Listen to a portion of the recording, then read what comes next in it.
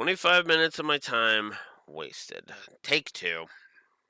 Yes, this is the second take because I accidentally was muted the entire time. Okay, so to repeat, yes, this is a rant view, but it's mostly on the gameplay. Although I suppose I can actually talk about this without awkward silences galore, which is kind of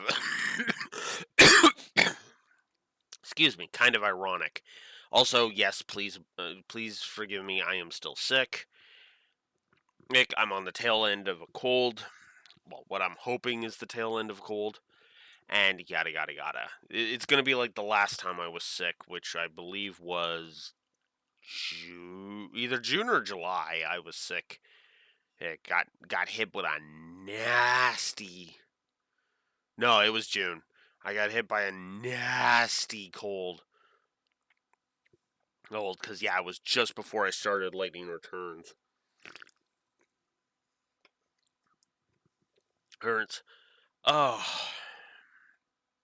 And it kind of just hung on for dear life, right? But yeah. So, Unicorn Overlord. It is indeed a rant view. Mostly because of the gameplay. I think I'm going to just. I'm just going to kind of zoom through this, so please forgive me. I will say, let's get the positives of the gameplay out of the way first. Formation building as you build your army is really, really good. Good. The tactics that are effectively this game's gambit system are actually decent and actually work well. There is some good class variety, and that actually helps to be strategic. And there are strengths and weaknesses across the board, right?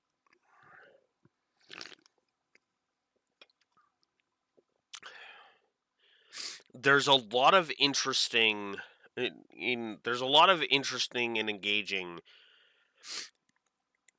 There's a bit of strategic depth here, right? But that's all. And I also like being able to swap units that are close to each other. If one unit has a disadvantage, you can just swap to the other one, so to speak, right? Or choose which one gets their ass kicked, kind of thing. And then there's there's all the bad. The difficulty curve is way too harsh. The power progression curve, I'm pretty sure, is either was something that I was debating whether or not to look up, what it was. The failed recording actually had me look into to see if I had the document on my phone. Apparently, I do not have the document on my phone, and I am not going to waste your time by putting up my thing. So, future Alex will put up, again, for about an hour from now. I will be editing this, and that future Alex will, of course, put the text up on the screen and just tell you what was the power progression curve judgment. So there.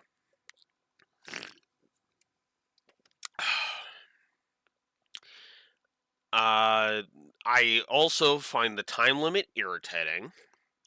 The constant pausing was just kind of annoying. The battle forecast is inconsistent and bullcrap. The final boss cheats. I don't count the true ending final boss as the final boss because he is literally a fucking joke, especially compared to what I'm considering the final boss. I'm obviously staying tight-lipped on that for spoiler reasons, but all I'm gonna say is he is the fucker that constantly heals. Heals is the one I hate, obviously. And then I also find the pathfinding absolutely fucking terrible. There really is not much I can say on that front. And in fact, I will go ahead and I'll just do my changes section of the gameplay right now. smooth out that power progression curve, smooth out the difficulty curve, make the power progression curve actually give me some power as I'm going through, make the battle forecast consistent in its predictions instead of this fucking RNG rolling every time thing. I would prefer to have direct control over a battle, since it's basically turn-based anyway when you actually get into the individual squad versus squad battle. And honestly, the pathfinding needs to be way better. Or at the very least, needs to be, fixed up, right? And you can definitely tell this is a game that was definitely made for mouse and keyboard. Like, holy crap. Then again, that makes sense considering I've called this basically a tactical RPG mixed with RTS elements. So, all the same, yeah, I'm not a fan of this one. I find this game to be kind of lacking, and the gameplay honestly just pisses me off.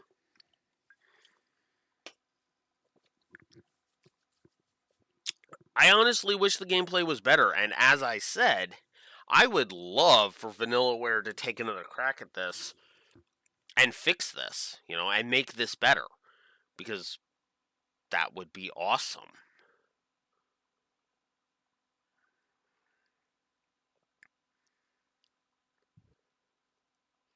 And I just realized there's the... Oh no. Oh no. Crap. It's a thing I will have to deal with after. It's fine from your perspective, because yeah, my credits are gonna look like crap if I don't fix it. So there's that. Anywho, anyways, but yeah, no, Unicorn Overlord is not a good game in my opinion, and it's just kind of an story.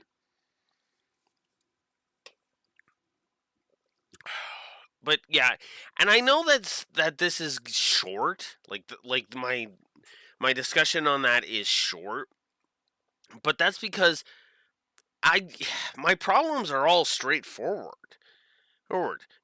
Give me better maps. Get rid of that. Well, I would at the very least make the time limit, not be bull crap, and make the uh,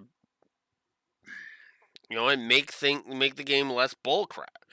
Make the game's difficulty less bull crap. It really is that simple. And it kind of just irks me because this game does have potential. It does. It has all of the potential in the world. Ow, I've only been talking for 8 minutes. But that's the thing. The gameplay isn't. There's not really anything in depthly wrong with the gameplay. The core elements of the gameplay are excellent. It's the execution of the gameplay that is the problem. And I wish I had more I could talk about, but it really is just that simple. There is a lot of cool stuff, like I mentioned, the unit forming, the swapping squads thing. When two units are beside each other. The unit variety. The classes having advantages and weaknesses versus other classes. That's this. The different skills, the different the different the fact that leveling does matter. The fact that you can level, you don't have to actually grind out specific party members by taking them into battle. It's actually more beneficial for you to seek out those auxiliary maps, get those treaties, and then plop those into your units, right? Even the level cap is actually kind of mercifully small. Oh, if in all honesty, like, because not counting Fire Emblem, Emblem. I'm pretty sure the smallest level cap I had ever seen was 60. And this game beats it by 10 levels. 50 is the max. That's interesting to me, you know? Maybe there's another one with a different level cap that's actually, that's actually different, but I could be wrong.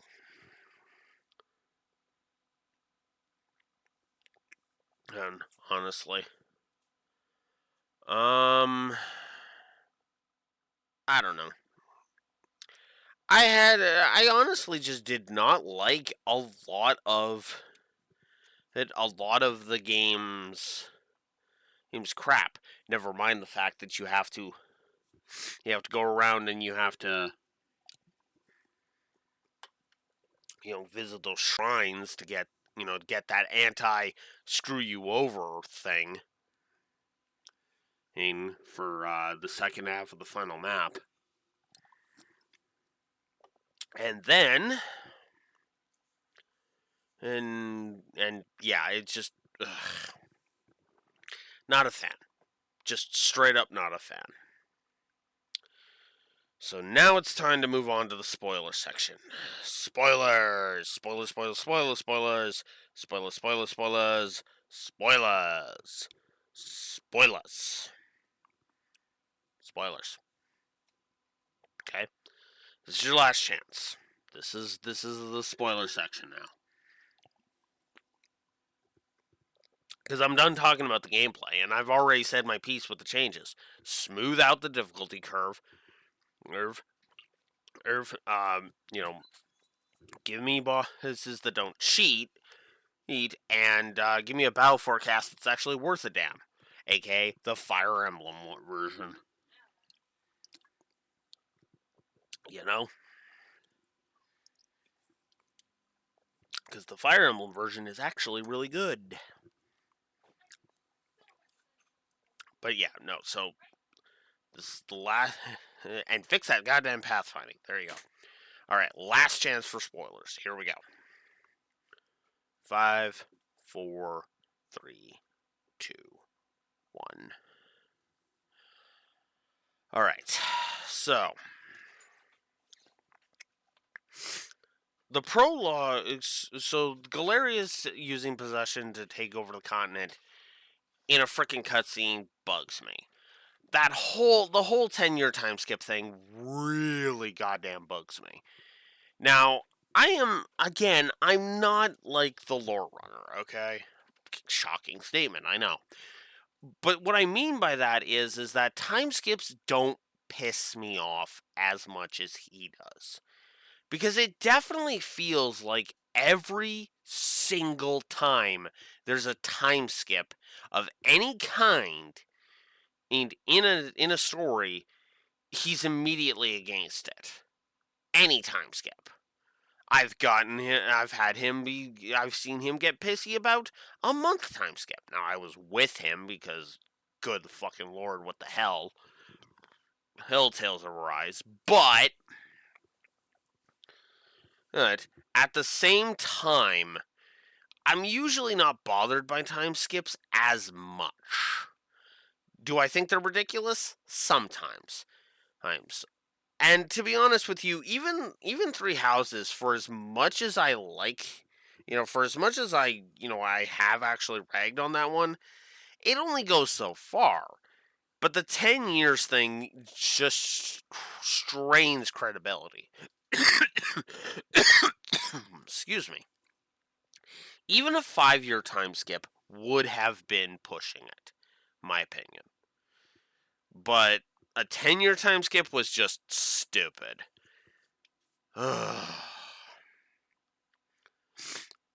Although, I will say I do like some of the characters, like Elaine, like Lex, Rosalind became my favorite character. I'm just gonna go ahead and say it. She became the queen of,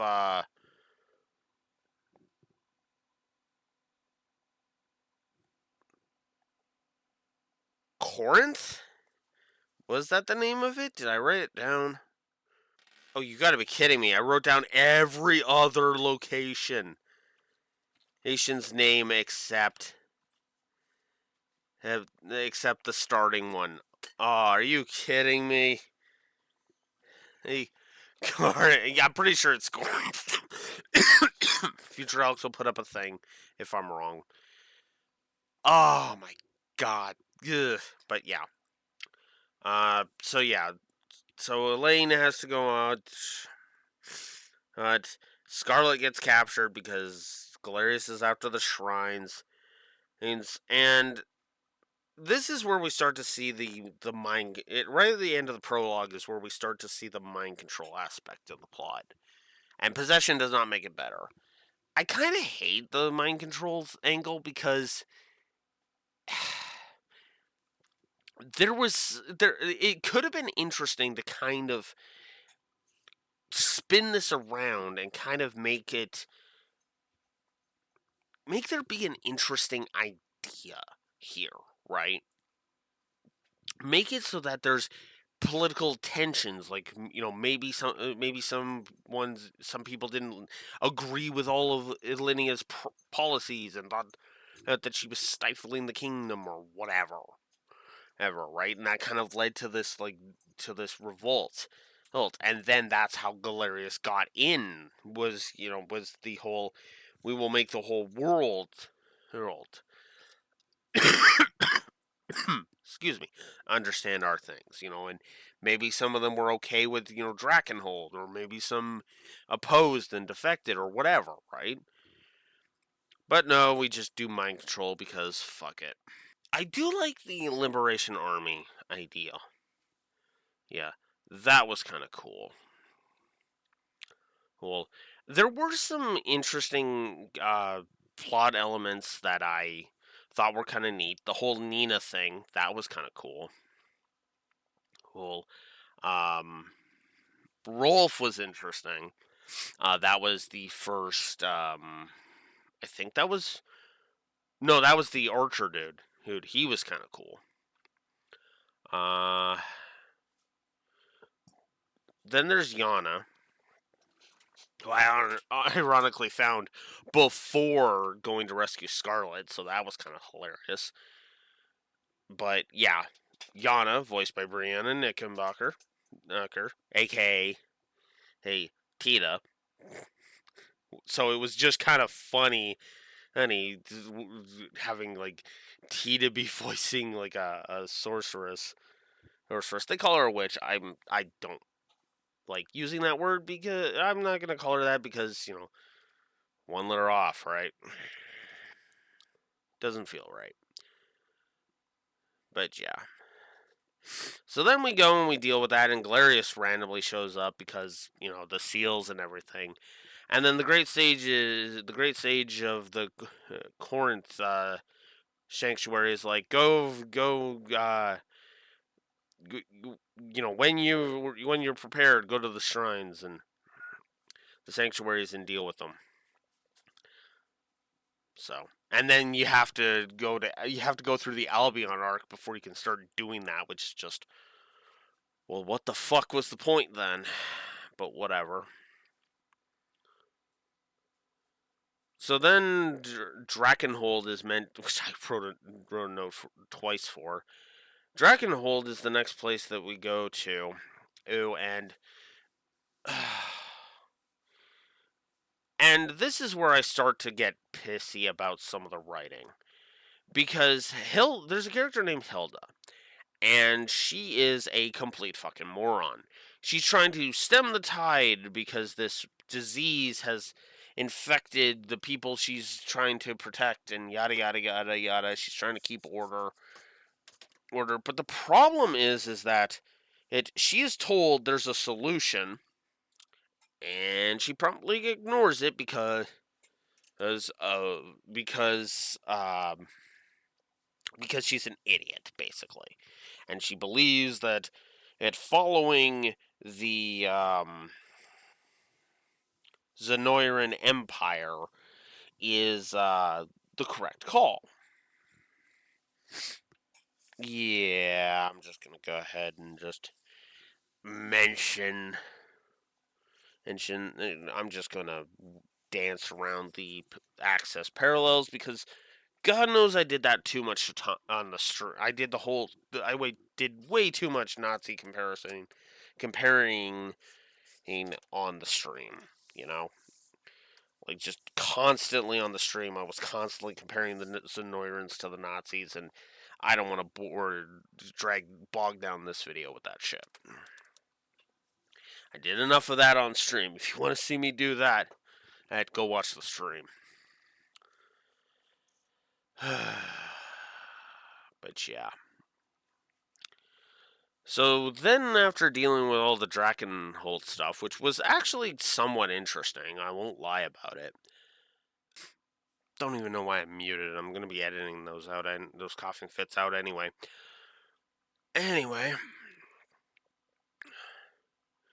Anyway, so after that, we actually encounter Milsandre. Sundre. She is a swordswoman who becomes completely infatuated with Elaine. I guess every JRPG party has to have at least one fangirl in it. Hell, even Final Fantasy VII has a fangirl in it. In the form of Yuffie. So.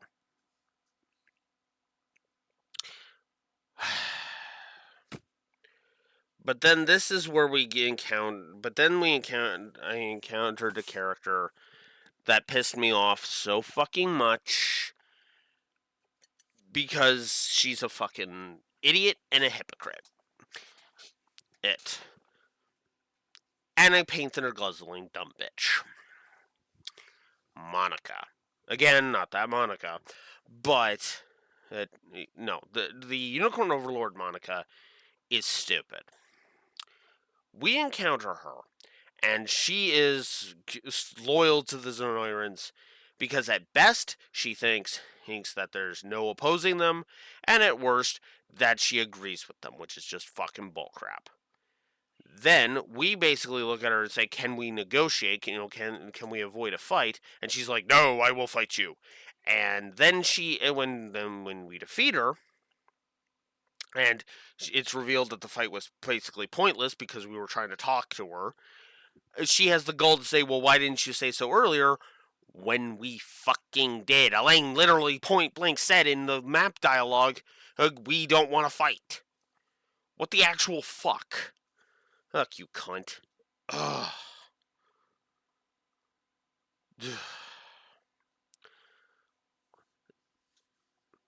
Then this is also where Renault's redemption starts. Renault is the one who kidnaps Scarlet at the beginning of the game when we get off of the tutorial island. He gets freed of the mind control, and he actually tries to start redeeming himself. He actually does well. The game actually does give him like a mini arc for him to try to redeem himself because he believes he did all that evil shit. It was still mind control, but let's not get into that. He basically does the whole Alan Richard thing from Trails. Kind of nice.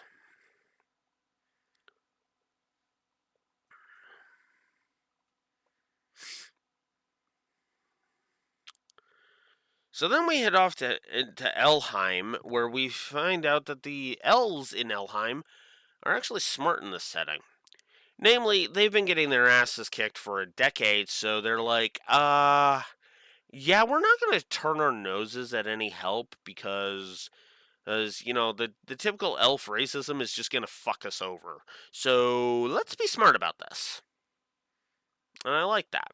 And it also helped that there's a bunch of awesome Elheim characters, including again my personal favorite, Rosalind, who is just awesome.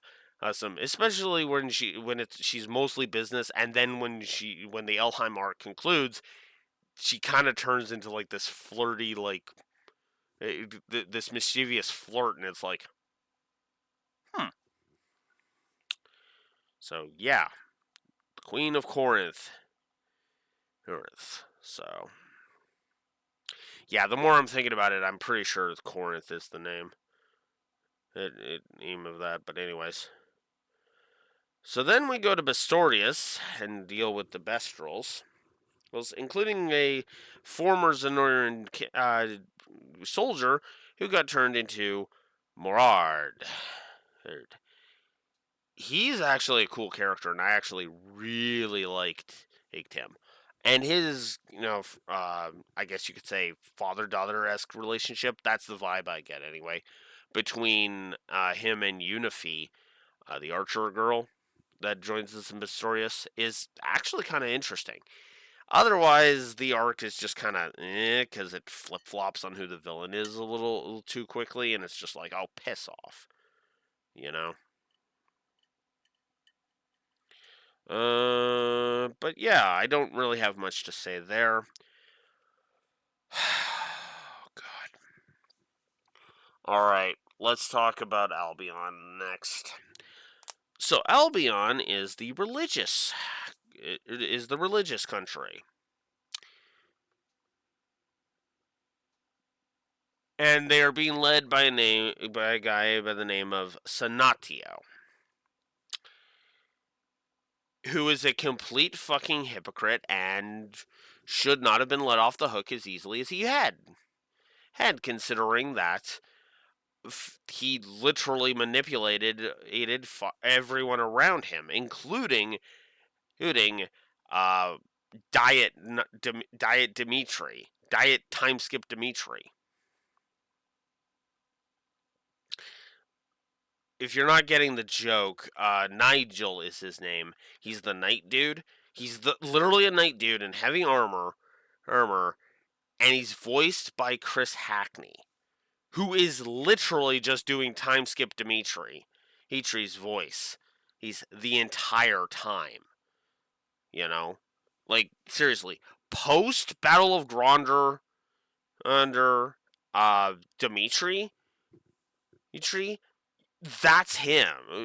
That's the voice that Chris Hackney uses. Then it's truly you. But what are you doing consorting with insurgents? Must you continue to conquer? Continue to kill? It's kind of funny, you know?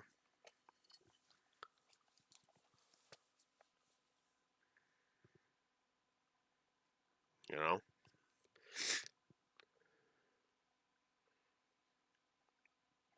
But yeah, Sanatio just... Ugh. God, I hated him. Hypocritical dumbass. Ugh. So then we go in with the sanctuaries to get the power of cleansing. We learn all about Zenoira.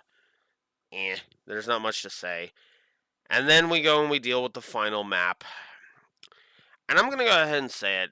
Valmore possessing Ilenia was just predictable as fuck. And Boltro being the true villain was also predictable as fuck. So then we kick his ass, and then we get the ending. The endings. I don't know why I'm closing that. That I have got another video to record. But regardless, that is all I've got for this one. Short, I know. But sometimes rant views need to be short to just get all of the shit off the chest. I am literally hitting the half an hour mark right now. Oh, it literally just ticked over to 30 minutes. But yeah, this sucked. This was bad. This was not a good not a good one. I kind of hated playing through this game, and I will never play it again. But I would be open to trying out the sequel, because, again, like I said, the core elements are there. They're solid. I just wish the rest of the game was better. Until next time. Well, right, changes. Forgot about the changes section. Okay. Real quick, because, again, the gameplay changes section I did separately. So let's do the story changes section.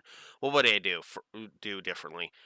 Get rid of the mind control plot, first of all. If you're gonna go the possession route, at the very least make it so that they're whispering. They're whispering in the ear so that it's kind of mind control, but kind of not. And then you kind of have a bit more of an excuse. And also, I would have specific characters, and characters, kind of. I would have I would set up things better. I would get the characters be smarter. The Albion arc would just be a whole lot of let's not be hypocritical dipshits. Dipshits. I would have more resistance cells across the entire thing, and maybe let's not have Zenoira just frickin' win, just frickin' cuz, right?